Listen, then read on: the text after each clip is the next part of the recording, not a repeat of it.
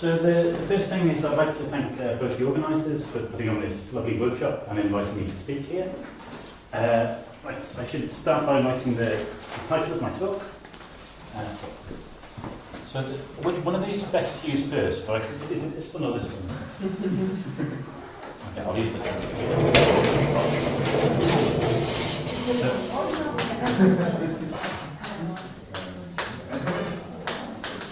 So I'm going to talk about higher zigzag algebras and spherical twists.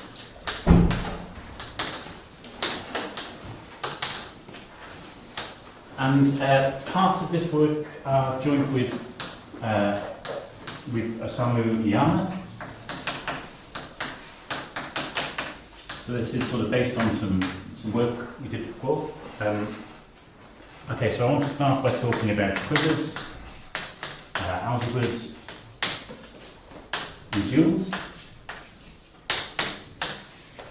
So throughout I'm going to have K, which is an algebraically closed field. And we can take some quiver, so it's Q, and then I can form the path algebra, so call this maybe lambda, KQ. So I'm going to have some running example, which is a type A3 quiver. Let's have Q, well, I'll say AS, where S equals 3. Okay, and the arrow means I'm going to orient it going forward. So I have 3 dots, some arrows which I'll call alpha and beta. And I want to write down a basis for this. I mean, I know we've seen quivers a lot, but I'll start sort of quite slow. So, okay, so I've got my quiver, 1, 2, 3. And let's write down a basis K2. So I've got the lazy paths of length 0, E1, E2, and E3. Then I've got the arrow alpha that goes from 1 to 2, so I'm going to write that into 2. The arrow beta, and I've got the path alpha beta. And so with my conventions, beta alpha is equal to 2. Okay, so by writing them this way, this actually lets me break this up into projectives. So if I write Pi for the projective associated to the vertex I, then I can write the left module lambda as, so I'll write to 1, direct-sum 2, 1, direct-sum 3, 2, 1. So these are composition series for the projective modules. So the composition series. And the numbers here are simple modules, and you can just read them off by the start of the path. Okay, so these correspond to the source path of my nice basis vector. Okay, so I can also do this. This is lambda as a left module. I can also write lambda as a right module. So I should say I use strange conventions for compositions. If you don't like this, you should turn all my arrows around. So as a right module, now I want to take paths starting at the vertex. So I should have 1, 2, and 3. 2, 3, and 3. So if you do finite dimensional algebras, part of your job is to just draw these pictures, I think. Okay, so this algebra just is the path algebra of the quiver, so it has some nice properties. So my algebra KQ, it's, well, first it's hereditary, by which I mean, well, so this means that if I take a submodule of a projective module, it inherits the property of being projective. Another way to say this is the global dimension of lambda is the most 1. So projective resolutions have most two non-zero terms. I have a gradient, and this is just by path length.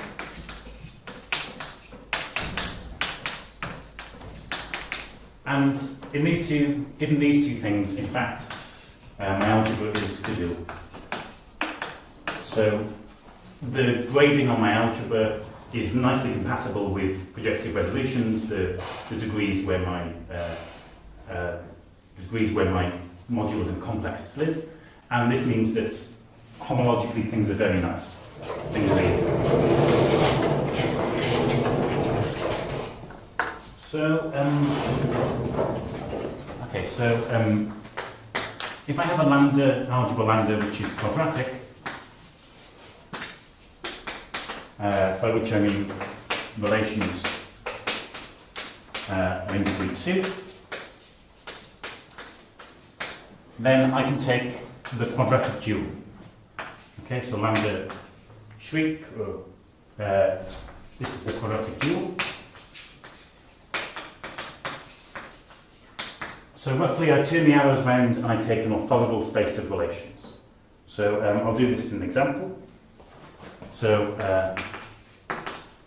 if I have the path algebra of a quiver, so I've got KQ, I want to take the dual. Sorry. Okay, I just need to take the opposite quiver, and I need, so I have no relation, so now I need all of the relations. So I need to take KQ off, everything at least degree 2.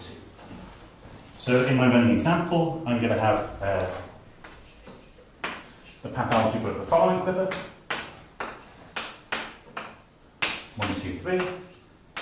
I've got alpha star and beta star, which just means my turned around arrows. I want a quotient by the ideal given by beta star, alpha star. So that's just the single path. So let me play the same game again and draw my nice pictures for the composition series. Then I have the left module. Now paths going into 1. I'm going to have 1 and 2, and I've killed the path from 3. Then I'll get 2, 3, and finally 3. And if I look at this as a right module, I'm going to get the other way around. I've just got 1, and then I've got 2, 1, and 3, 2. Hopefully that matches what I've got written down. Okay, so everything here is just finite dimensional vector spaces, so we have a nice duality. Now we have just vector space duality. Okay, so vector space duality. I can take and put a star on top of things, by which I mean take the homomorphisms into the ground field. And this gives me a way to turn left modules into right modules. So if I have some algebra and some modules, I can turn them into left modules into right modules, and right modules into left modules. And if I want to do bimodules, then this swaps the left and right structure. So my bimodules I'm going to write as A mod A, and then this turns a bimodule into a bimodule. Okay, so let's have an example of this. Just so I want to start with a right module and then get out a left module. So the right module I'm going to start with is just this module here. So I want to take the dual of this, which will give me a left module. And roughly I just turn this picture upside down. So I have my 1, and then, 2, 1 goes to 1, 2, and 3, 2 goes to 2. Okay, so there's a picture of my my right regular module taking the dual. These give me the injectives. Okay, so there's a general construction where this is useful. I want to take some K algebra. I'm going to use a different letter to make it gamma. And then I can construct something called the trivial extension algebra. So this is just gamma together with its dual, and I need to tell you how to multiply things. So if I have some A and B in gamma, and functionals f and g, then in the first coordinate I just multiply things, and in the second coordinate I use the bimodule structure. So I'm going to act on f by b, and I'm going to act on g by b.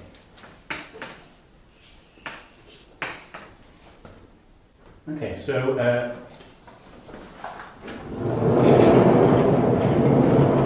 let's see an example of this. Okay, this is the fun bit, right?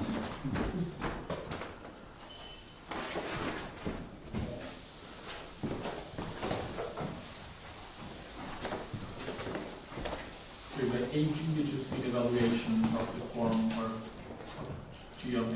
I'll write down a formula, maybe that's easier. No, I mean, no, this is going to give me, I mean, this is going to act on my dual space, so it should take an element in the dual space and give me a different element in the dual space. So I'm just going to multiply on the left or the right, whichever is right, before evaluating my function. So this should be something like, okay, I'll do the easy one. FB of C should be F of B of C. Okay, and the other one's a bit harder, you have to swap the left-hand one over to the right-hand side. I mean, it's not much harder. Did I do two? Okay, it seems to work. So let's take an example. I want to calculate the trivial extension of my quadratic dual of lambda. I'm going to give this a name. This is going to be called Z3. I claim this is going to be isomorphic to some quiver modulo some ideal. So my quiver is just a double quiver. This turned up in Gwyn's talk on Tuesday. So I've got my alpha and beta, my beta star and my alpha star. And I want to quotient by these nice relations, which says that, okay, paths of rank 2 in the same direction should be killed. And, okay, and I want some commutativity in the middle. So alpha star alpha minus beta beta star. Okay, so this maybe isn't immediately obvious, but I mean, it's not that difficult to check this, that you get this isomorphism. So let me draw a picture again. So if I try to write down Z3 as a vector 3 module, then I can check a basis, do the same trick. It's going to look like this. I'm going to have 1, 2, 1, 2, 1, 3, 2. So I'm really sort of showing there are two ways to travel down this multiple series. Sort of drawing this as some sort of lattice or posset or something. And 3, 2, 3. And now you can see from this picture how hopefully this matches some of my pictures from above. I've got so 1, 2, and I have 2, 3, and I have 3. Okay, so this was my lambda dual. And then this should correspond to the example I did there, 1, 1, 2, and 2, 3. So this is my injectors. Okay, so this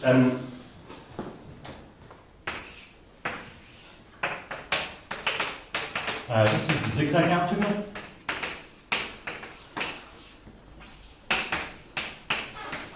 Of type A3. Okay, thinking type A3, because I started with a type A3 quiver. So this is Huerfano and Khovanov.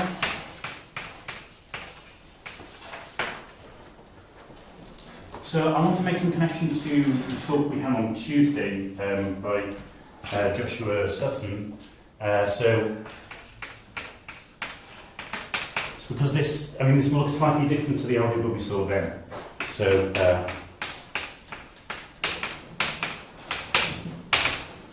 So, roughly we have, I have the algebra, what I call the zigzag algebra Z3, and then there's the algebra which I'm going to call QH of Z3. So this was called A4 or A3 plus 1 on Tuesday. And the process of here is taking some quasi-hereditary cover. So this is a quasi-hereditary algebra, and here we take some endomorphism algebra or idempotent subalgebra. So this is EA. So, yeah, so I don't know of any general procedure to do this, but in type A examples, people know how to do it. And I mean, if you have this, then sort of by definition of what a quasi-hereditary cover is, you can go back in this direction. Okay, so why is this called the zigzag algebra? So I'm just guessing here. I'm going to have math the authors. But roughly, you have this. So if we sort of ignore the boundary vertices and look at something internal, like this central 2, there are two ways I can travel down this composition series. And so roughly this means I can go, I've got my 3 vertices. I can go zig and then zag, or I can go zig and then zag, and these will get me to the same element of my algebra. So this seems like a nice name. Okay, we also saw that, so this was a causal algebra we saw on Tuesday. This is not causal algebra, okay? Even though we started with lambda, which was causal, this zigzag algebra is not causal. Okay, so notice that Z3 is not causal. But if you look at the relations, they're all homogeneous at degree 2. So we can take the quadratic dual. So I can take quadratic dual, and that's just a pre-projective algebra. Okay, so this is the pre-projective algebra of type A. Okay, so we saw pre-projective algebras turn up briefly in Gwyn's talk on Tuesday. Secretly, these are going to be going on in the background a lot, although I'm not going to say that much about them.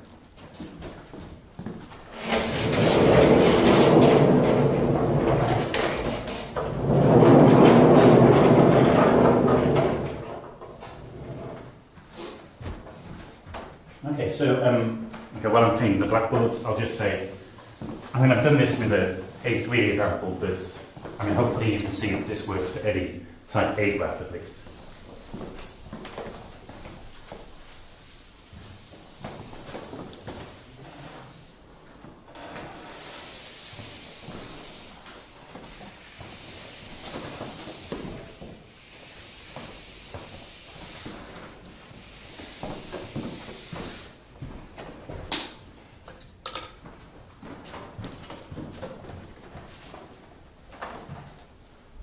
Okay, now I want to talk about some grade groups. So, grade group actions.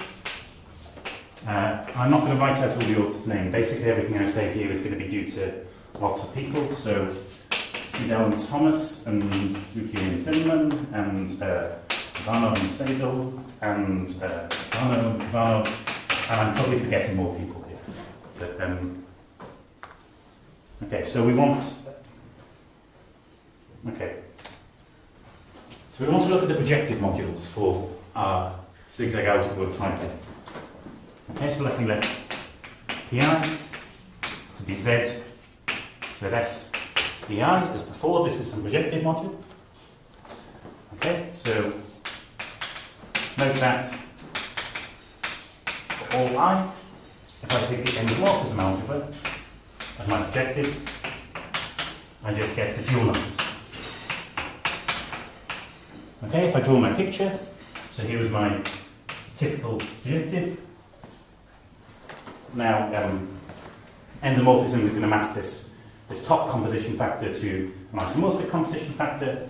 So I have the identity map. I also have a map X, which sends the top to the sop. Okay, and so that's sort of fact one about these projectives. Fact two is that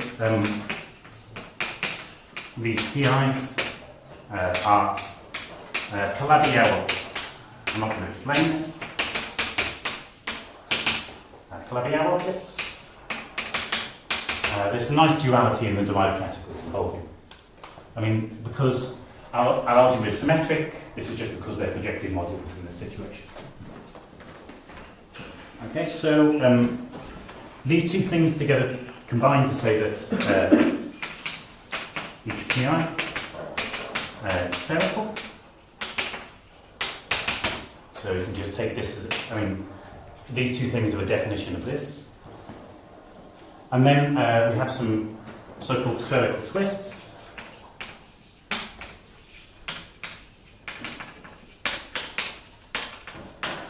So these are some functors from the derived category. So we have Fi, which goes from dB ZS mod. It's the same category. These are auto-equivalences, and roughly they take a module to complex, which just has m degree 0, and we have some pi tensor over the field, oms from p3 to n, and this is some evaluation. So this is the same functor that we saw on Tuesday. I'm just writing it with an evaluation instead of a multiplication. But, I mean, if you use the isomorphism of this with EI A, then you get that this is just a multiplication map we saw. Okay. So we saw, okay, we've already seen some examples of how we satisfy braid relations, but let me, yeah? It's PI. Oh, thank you, yes. Yeah. Okay, so then we get an action, braid group, on S+1 strands, on the derived category of ZS modules. Okay, and so this is faithful by results of Khovanov and Seidel and Seidel and Thomas. And if we have this generator, so this should say maybe this is the Iyama from strands. This should just go to the spherical twist Fi.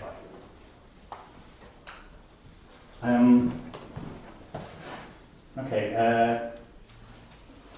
Okay. I want to mention a nice property of this action. So there's this nice element in the braid group, which if we go to the symmetric group is the longest element. So this looks like this.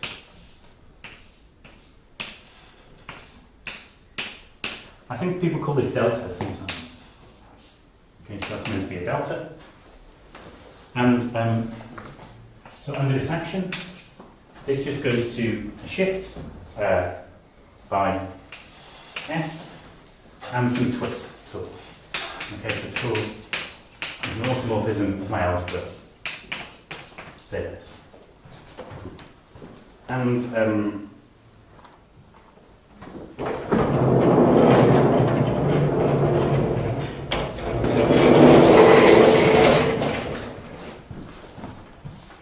say some more things about this braid group action. Okay, maybe I'll say this in words. So we have these two algebras which are just about to rub off here and here. So roughly, this action gives the reduced Barrow representation on the Grothendieck group, whereas the action on this algebra gives the full Barrow representation. So if you prefer representations of braid groups, that's the difference between these algebras.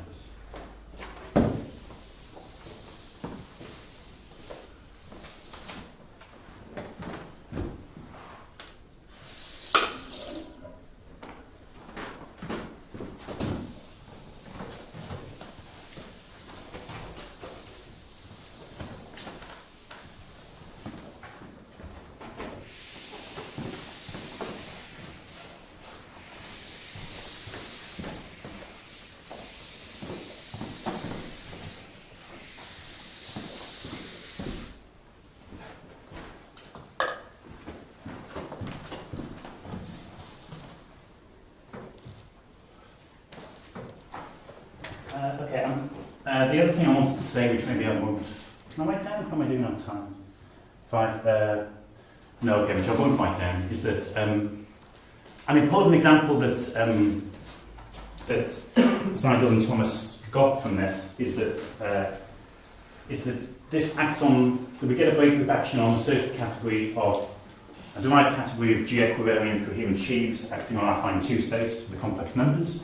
I mean, this is what they consider to be the simplest example in algebraic geometry of a break group action on a derived category. And I mean, yes, simplest, I guess. But this is some important example, and this basically comes from the fact that if you have some spherical objects, and if you take the direct sum, take the self-extension algebra, you basically get back the zigzag algebra on the number of these objects.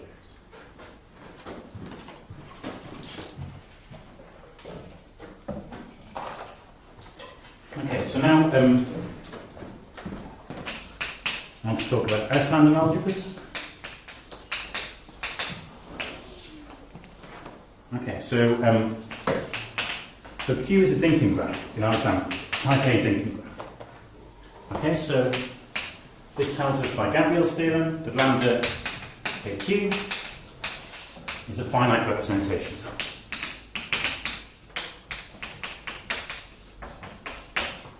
Okay, so I can take, so what does it mean to be finite representation type?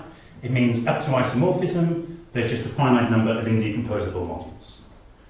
So another way to say this is I can take the direct sum of one copy of each indecomposable module up to isomorphism.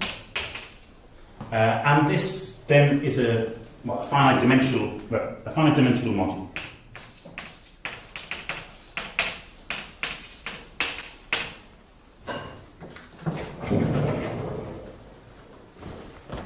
Okay, so let's have our example. So in my example where lambda is k of 3, then the module, okay, so we've got our three projectives, which are 1, 2, 1, and 3, 2, 1. But I can also quotient these projectives to get 2, and 3, 2, and 3. Okay, so there's my sum of my indecomposables.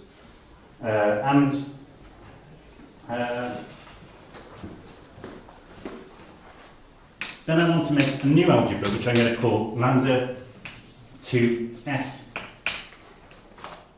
And I want this to be the endomorphism algebra of n.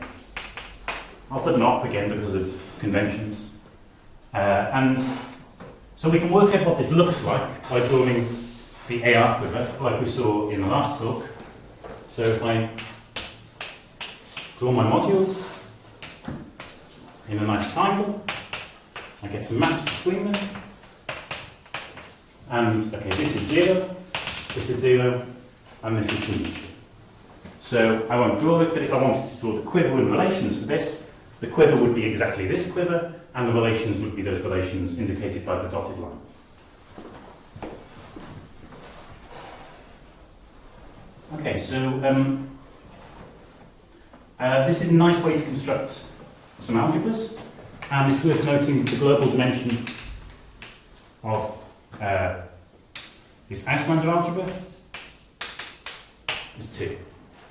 Okay, so we need up to 3 projectives to resolve our simple models. So this is a well-known construction due to Auslander, but Iyama found a way to continue this construction. Okay, so Iyama showed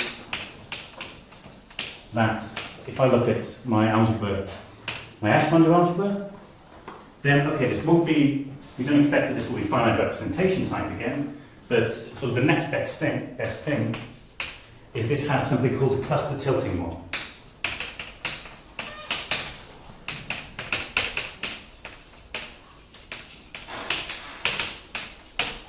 Okay, and this is something which roughly plays the role of n.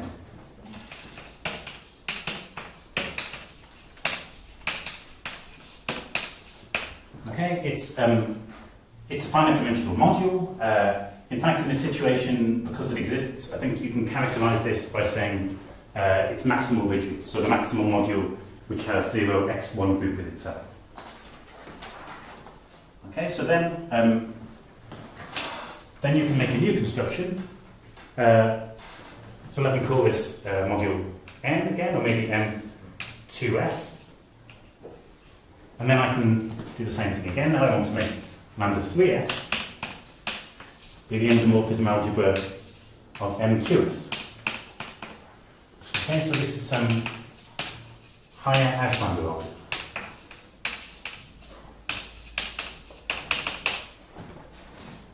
Okay, and so Iyama showed this continues.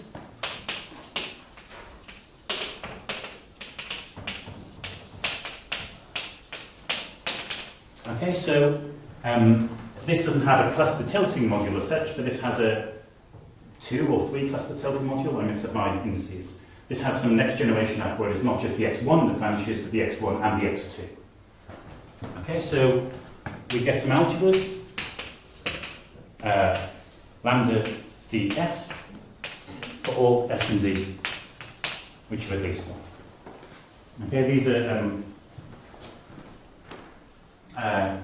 these are called maybe higher type A D representation finite algebras. Okay, so so one can show that they're trivial. So this is just, I mean, you just need some generalization of PVW theory to quivers, and they're also D-hereditary. Okay, so this is H-end, Iyama, Auslander. Okay, I'm not going to explain what this means, but it means that roughly it means a lot of the nice techniques we have to work with hereditary algebras generalize to this setting. Okay, and they have some well-studied algebras. So well-studied higher pre-projected algebras.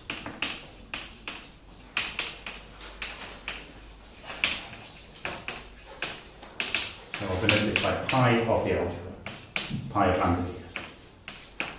Okay, which is somehow type A gadgets as well. Everything here is type A, as I'm saying.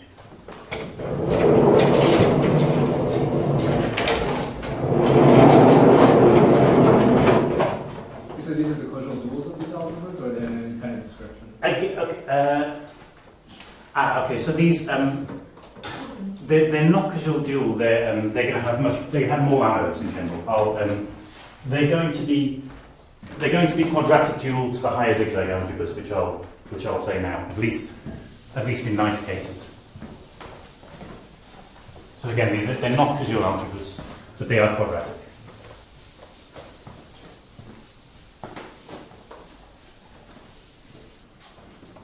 Does this work for the other quivers with finite representation type? No. I don't understand this well, but this inductive construction fails. So Iyama has some uniqueness with it that says basically the only things you can do this with are really the linearly type A ordered ones. I mean, not just even arbitrary type A, but really these type A that go in the same direction. There are things you can say for the other. There are more complicated things you can say for other types. But I mean, this, exactly as I presented it, I think this construction only works in this nice type A setting. There's people here who probably know more about this than me. But it certainly works in the setting I've described. Okay. So, now I want to tell you what a higher zigzag algebra is. So basically, I'm just going to generalize the construction from the beginning. So, definition is that gamma is a finite dimensional K algebra. Then we're going to find something called the D+1 trivial extension. So, triv D+1 gamma.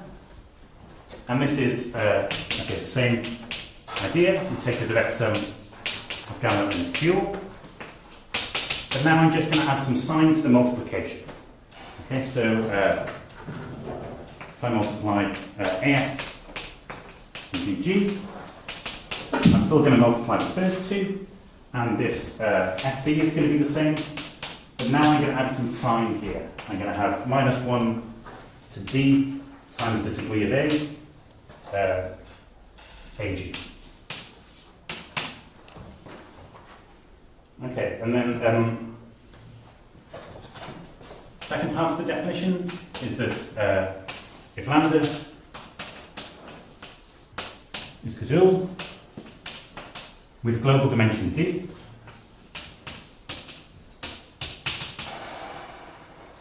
then the higher zigzag algebra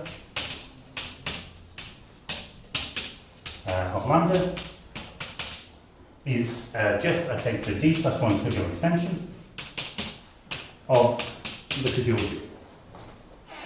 Okay, and I'd like to note this Z D plus 1 of lambda.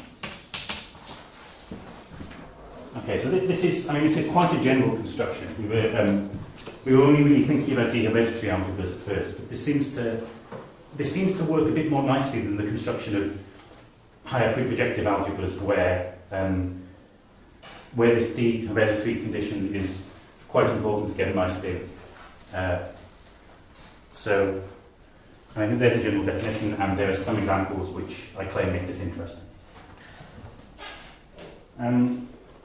Okay, so why did we make this definition? So, basically because we wanted the following theorem. So we need to introduce these signs to have this proposition, which is joined to the Iyama. So this, okay, so I'm going to let lambda be above, so it's casual, with global dimension D. Oh, sorry, I should have said I want my global dimension to be finite. This is quite important, because I want a finite dimensional algebra. So this is finite, this is finite. Okay, and the point is we want some connection with the higher pre-projective algebra. So there was a question about this when I was clearing the blackboard. Okay, so the proposition says there exists an algebra map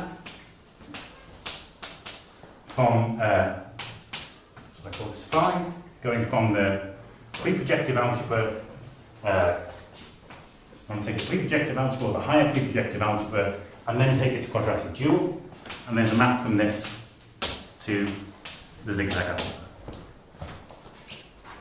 Okay, so these are both D plus 1, I guess. D plus 1, D plus 1. Okay, and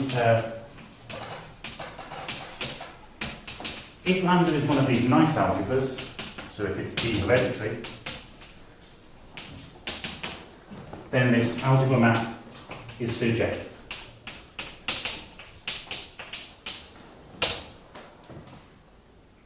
Okay, so now I can try and give you some actual examples of these zigzag algebras.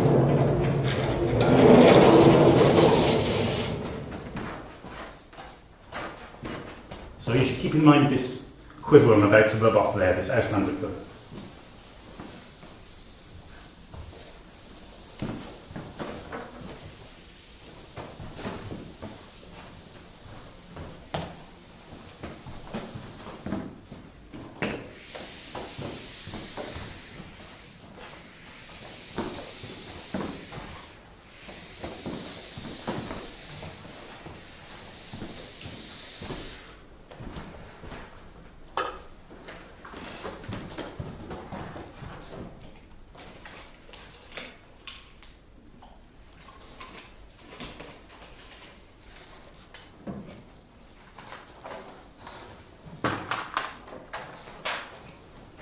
Okay, examples.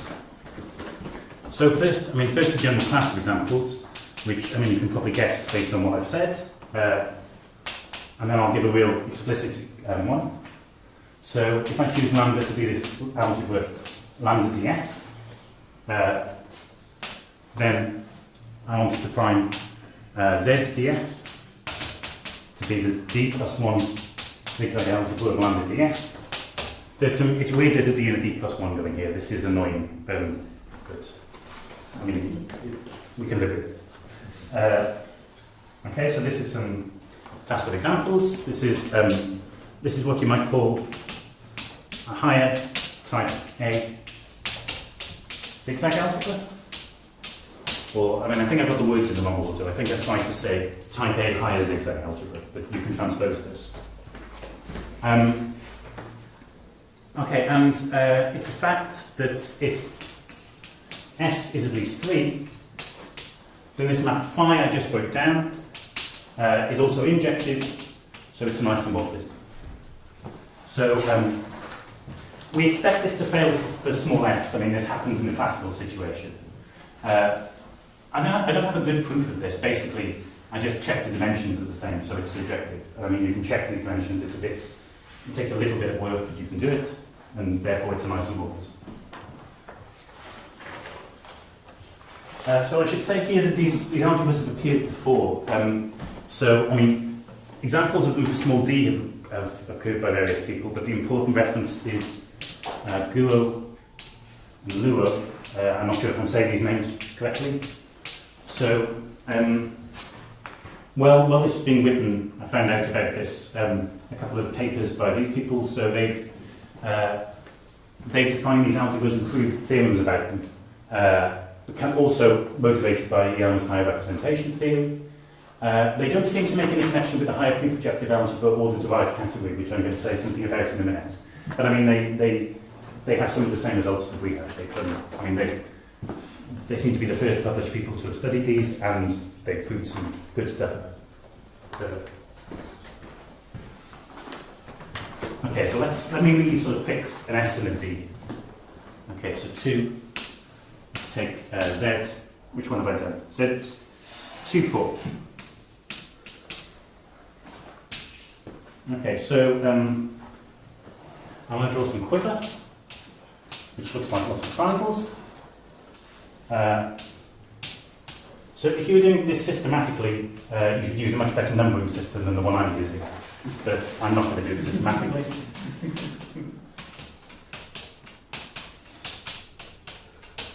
Okay, so basically you add in some arrows where the relations were. I think that's all of them. So this is what I want to call Q 2, 4. Okay, and then you want to take Z24 is KQ24 modulo. Okay, so if I give some names to these arrows, roughly I want alphas going in this direction, betas going in this direction, and gammas going in this direction. Then I'm going to want a quotient by alpha squared, beta squared, and gamma squared. And I'm also going to want commutativity at sort of these internal edges. Okay, so whenever I can do both this and this, they're going to be equal. Okay, so from our definition, it feels like we should have some signs. They should be anti-commutativity, not commutativity. But, I mean, in this sort of nice type A case, you can sort of get rid of the minus signs. And, I mean, the way you check this is basically by using this map. So we understand the quiver for the pre-projective algebra, and then we just transfer it across to the higher zigzag algebra. Okay, so there's an example. Okay, so I don't want to draw out the whole radical series, but I want to take this central vertex 6, which is sort of not on the boundary anywhere, and draw its radical series. So I'm just going to copy this out so I don't make mistakes. Okay, so the lattice structure of this is the following. Okay, so we have extensions there, and then I have extensions like this. So this looks like, I demonstrate. And we have extensions like this, so this looks like some cube. I mean, so the naming of Guo and Luo takes into account the fact that these modules look like cubes. And Okay, so now I have various ways to travel down this composition series, which corresponds to walking around the quiver. So I can do, for example, if I start on my vertex 6, I can do 6, I can zig to 2, and then I can zag to 5, and then I can zog to 6. Or, I mean, I could do this in another way, right? I could, can I do this? I could zig to 8, zag to 9, and then zog back to 6. So, I mean, you could think of these as zigzags or algebras, but, I mean, I don't suggest you try and name that for IoT.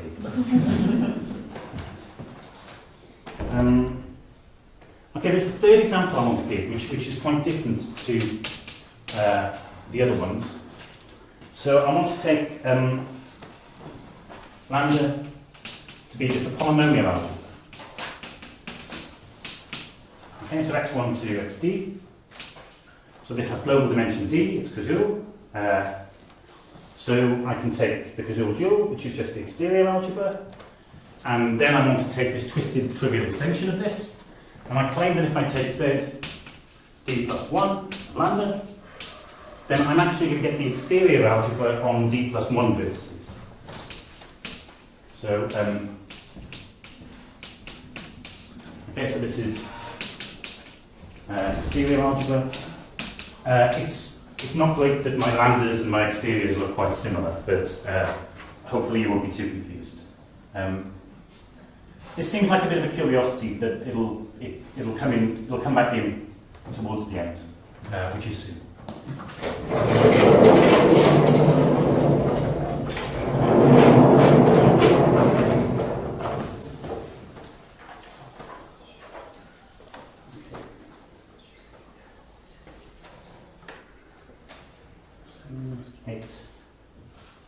Okay.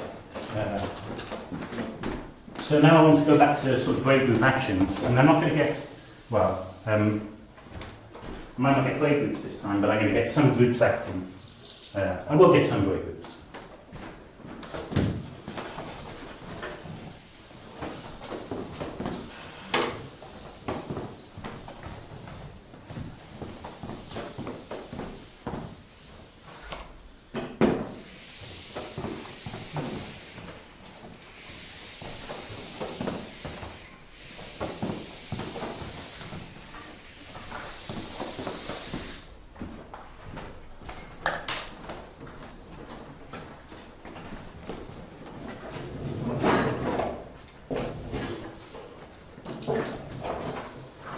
Okay, so group actions.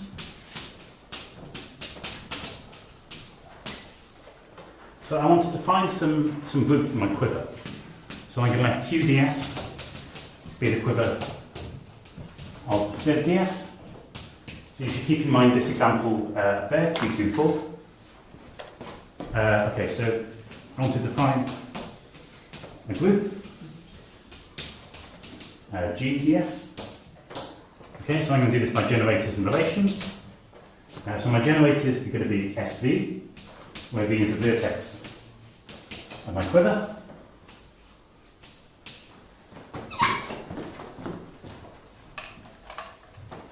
And, okay, for my relations, they're going to come from the arrows of the quiver.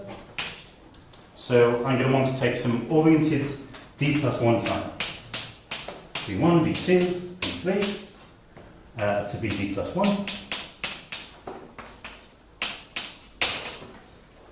Okay, so given some oriented D cycle, then I want to impose, okay, but first I want to have some W1 in sequence, W1 to WL. So this is an ordered subsequence of the ordered sequence V1 to Vd plus 1. Okay, and then I want to impose the relation for each such ordered subsequence. I want to say that my generator SW1 times SW2, SWD plus 1, and then I'm going to do SW1 again. So this is equal to sort of if I rotate this one step. So now I'm going to start SW2, SWD plus 1, SW1, and SW2. Okay, so, oh, that's my first type of relation. So this is maybe R1, or my numbering might be bad here, but there are two types of relations. The second type is that if we have U and V not in the same D plus 1 cycle, then I want these to commute.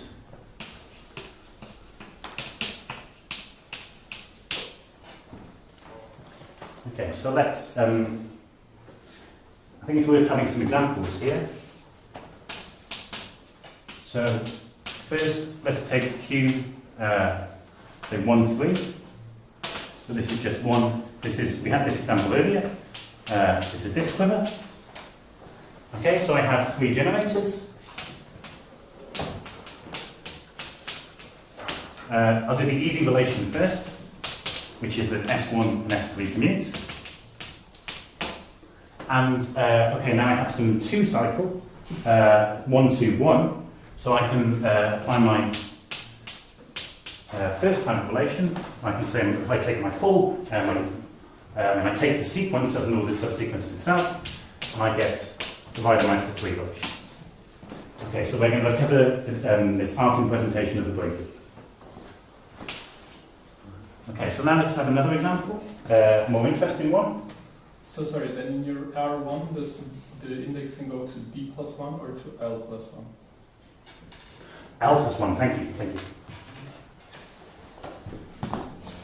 Yeah, I mean, D is a special case, but yeah, I really should have written L plus 1. Thanks.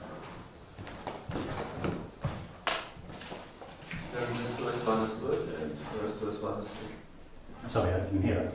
The last letter is S3 or S2? Thank you. S2. Okay, and we get a similar one between 2 and 3. Thanks. Yeah, I'm rushing now, I'm making mistakes. So, we want another example.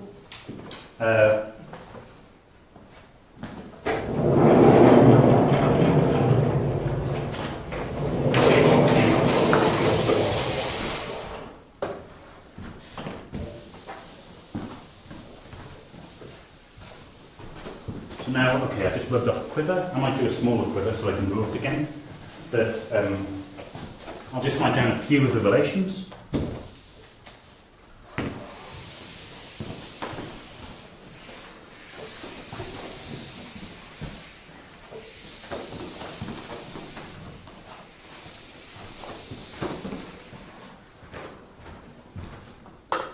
So let's have this quiver.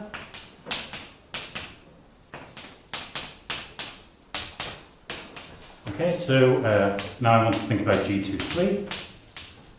So generators SI, where I goes between 1 and 3. What are my relations? Well, they include S1 and S3 commutes. I get this, so now I'm going to take this full cycle, and I'm going to get S1, S2, S4, S1 is equal to S2, S4, S1, S2. And I can do this again by now write S4, S1, S2, S4. And now I want to take the ordered subsequence 1, 2 of this cycle, and I'm going to get S1, S2, S1, is S2, S1, S2. Okay, so there's some of my relations, and you can see sort of how they work. It's so something a bit strange. The next dimension up is a bit weirder because you really have to. You can take subsequences where the vertices aren't connected by arrows, but that's harder to draw, so I won't do that. I also want to describe Q. Let me get this right. QD2. Okay, so I think I should have a D plus 1 cycle or a D plus 2 cycle. One of these two. D plus 1 I've got written down. Okay, so here's my quiver.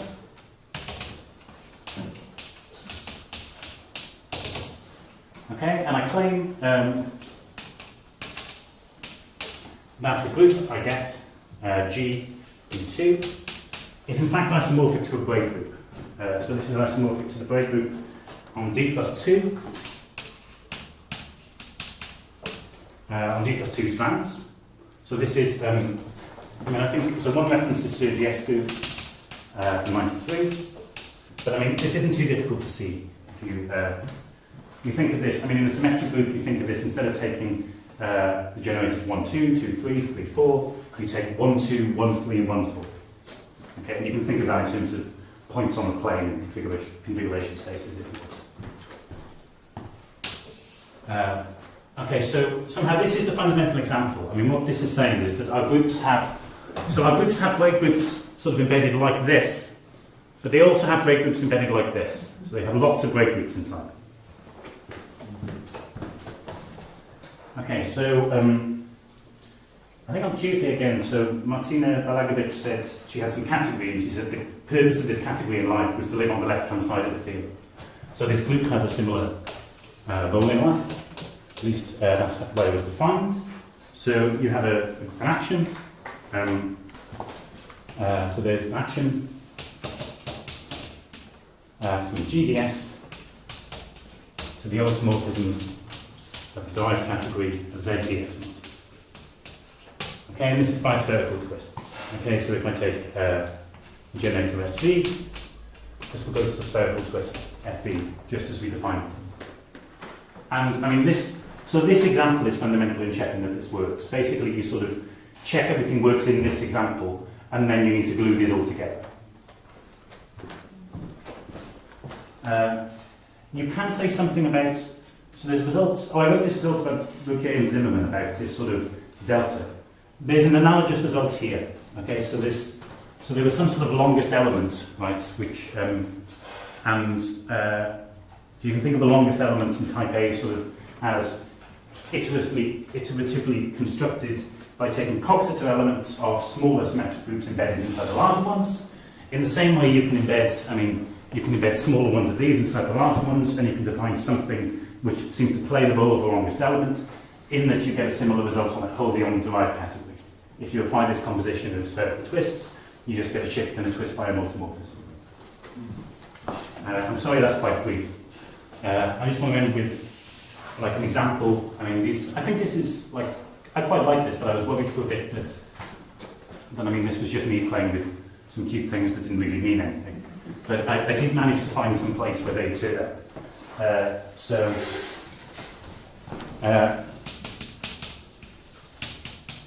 I want to take CS plus 1 is the cyclic group of order S plus 1. Okay, and I want to take G to be D copies of this, CS plus 1, direct product of D copies. And then I want to make this act, I want to embed this in SLD plus 1, C, the complex numbers, by, okay, so I'm going to embed the first generator as some S plus 1 fruit of unity, 1, 1, down to the inverse. So this is e to the 2 pi I over S plus 1, and etc. Okay, so I'm going to take 1 and zeta, or whatever this is, Z, and embed this as I go down the diagonal. And so this gives an action of my group G on affine D plus 1 space. And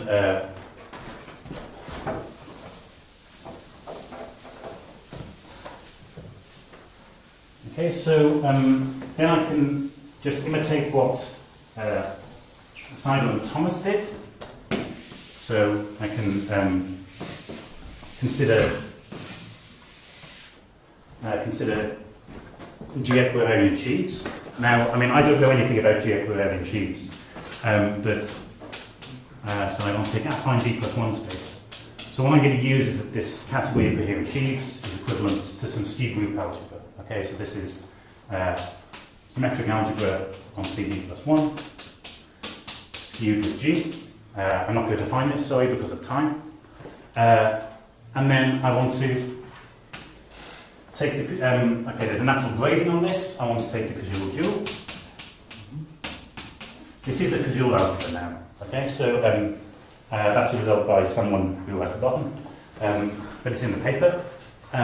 So this turns out to be, this isn't immediately obvious, but this turns out to be a zigzag algebra, a higher zigzag algebra of sim CD plus G. Okay, I'm using results of Martinez-Villa to see that skewed algebras play nicely with causal duality. And then, okay, inside this zigzag algebra, I have some idempotents. So let me call this A. And I can check that if I take the idempotent subalgebra, or endomorphism algebra of this, for some suitable choice of idempotent, I'm going to get back some zigzag algebra, we defined before. And using this, we get that there really is an action of this group analogous to the one considered by Seidel and Thomas. So we get GDS acts on the grey group, on the derived category of G coherent shoes on affine D plus 1 space. Okay, thanks for listening.